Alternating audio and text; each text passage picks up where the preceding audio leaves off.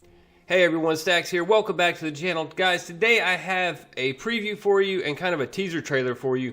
The first one is Giant Size X-Men #1, Jean Grey, Emma Frost, and this is by Jonathan Hickman and Russell Dauterman. The teaser is for X-Men #7, which is by Jonathan Hickman and Francis Leinil Yu.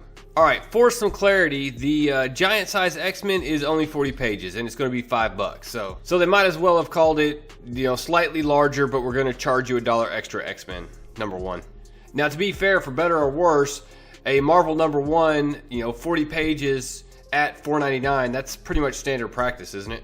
Anyways, before we get into this preview, make sure you head over to my X-Men Fantastic Four video and find out how to register to win the complete series once it's complete. And of course, make sure you go ahead and hit that subscribe button and hit that bell for notifications, and we'll get this started. The biggest thing we get out of this preview is just a look at this Russell Dauterman art, which looks really good. But you have an initial team here: Cyclops, Jean Grey, Storm, Wolverine, and Emma. And then you have these two kids that are flying around the island when they spot something. Well, whatever it is, they decide to investigate, so they fly down to it, and they're looking around, and then finally, when they do see it, there's something over there. Yeah, I see something.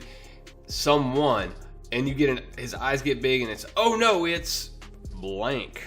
Reading into the solicitation on this, it seemed like it was Jean and Emma doing something to try to save Storm.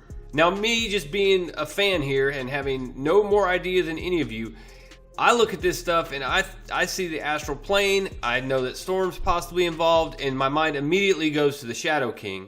Like I said, that's just me completely guessing, but y'all tell me what you think down in the comments below. Something else worth pointing out is whatever this symbol over this tree is, y'all let me know, because I have no clue. Like I mentioned, this is going to be a 40-page book for $4.99, and if you really look at it, it's a Marvel #1. Most Marvel #1s are going to cost you $5, and they're going to have a few extra pages in there. So this is on par with pretty much every Marvel #1. All right, jumping over to X-Men #7 by Jonathan Hickman and Francis Leinil Yu.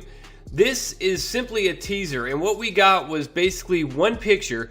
It's Cyclops sitting there holding a cup of coffee, taking a drink, and saying, "So, Crucible is today," and that's it. Will you be there?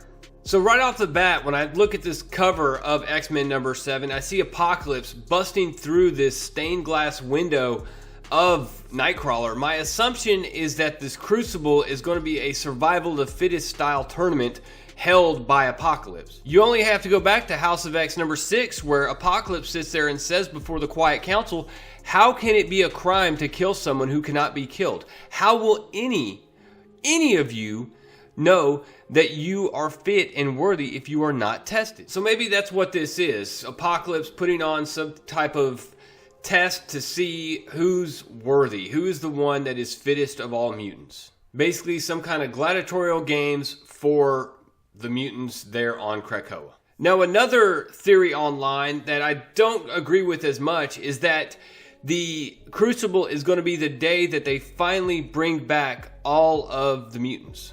Now, where people are getting that is from a conversation in House of X #5 between Magneto and Professor X. And you have Professor X and Magneto, they're discussing a Genosha, and in that, Magneto says, and it must continue. Talking about the good works that they're doing via resurrections. And he says, it must continue until Genosha is spoken as not as a grave, but as a crucible. So I'll definitely be picking up both these books this week. I'm pretty excited about X-Men #7. I feel like 5 and 6 have built on what House of X and Powers of 10 built. #6 I really liked with Mystique. It felt like a tie-in directly back to what got us going and what got a lot of people back into X-Men. So I will definitely be picking up X-Men #7. I feel like that is building.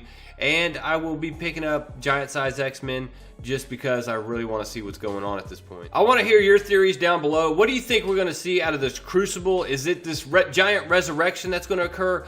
Is it going to be a survival of the fittest type tournament? Is it going to be maybe like a team match? Are we going to see them kind of couple these teams together and have to figure out, is Cyclops going to lead a team? Maybe he leads Team Summers into this tournament. Anyways, guys, that's all I got for this week. If you'd be so kind as to hit that like button, tell me what you think down below. And of course, if you haven't, I invite you to subscribe. I'd really appreciate it if you did. Have a great rest of the week. That's all I got. Real Comic Stacks out.